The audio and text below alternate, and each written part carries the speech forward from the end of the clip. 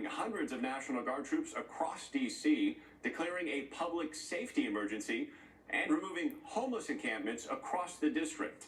President Trump also said this is part of an effort to, quote, crack down on crime.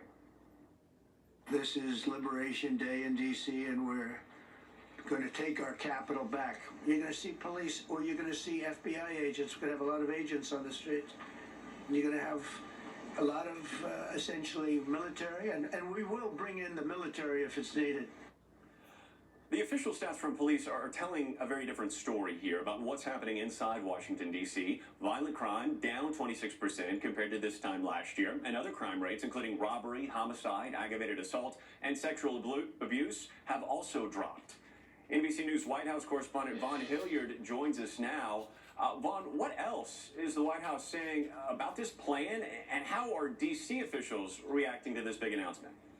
Right, Morgan, I'm glad that you showed those numbers because for folks that are actually living in Washington, D.C., the imagery that the president here from the White House painted is very different than the reality taking place. To give you an idea, the FBI just earlier this year released its crime statistics and said that violent crime here in Washington, D.C.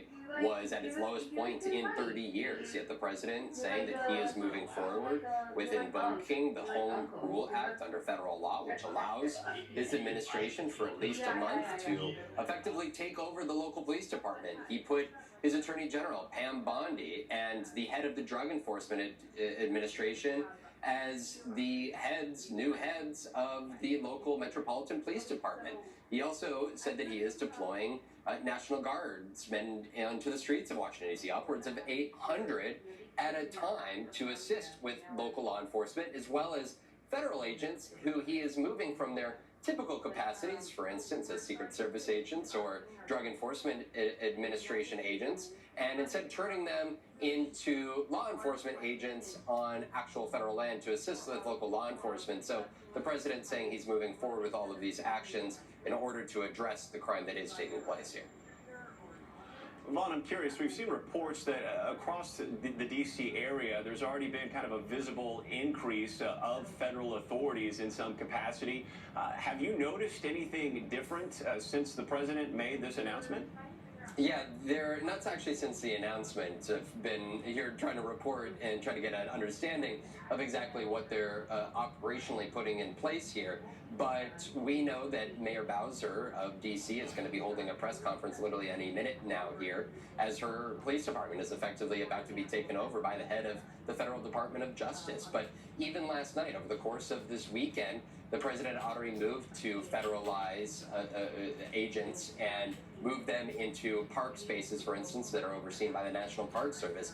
There is definitely an increased presence on Saturday and Sunday of law enforcement here across the city. Of course, he is about crime in places like New York, Baltimore, and Atlanta before, and now D.C. here is his latest target.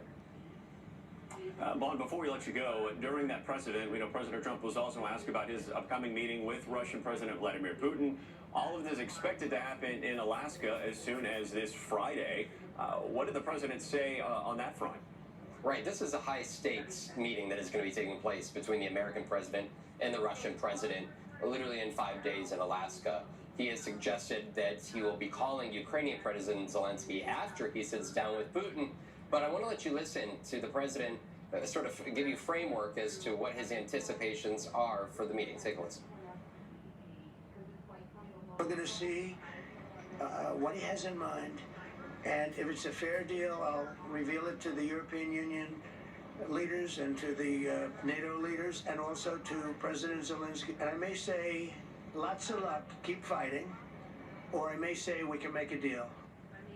That is the comment from the president that has caused concern for the Ukrainians and European leaders, that the president suggesting there that he will see what Putin offers up as a peace deal and then inform them on the back end of whether it's a fair deal or not. And that is where you have heard from President Zelensky and European allies saying that they want to sit at the negotiating table and that they will be the ones, Ukraine, to ultimately determine whether it is a good deal or not. Morgan?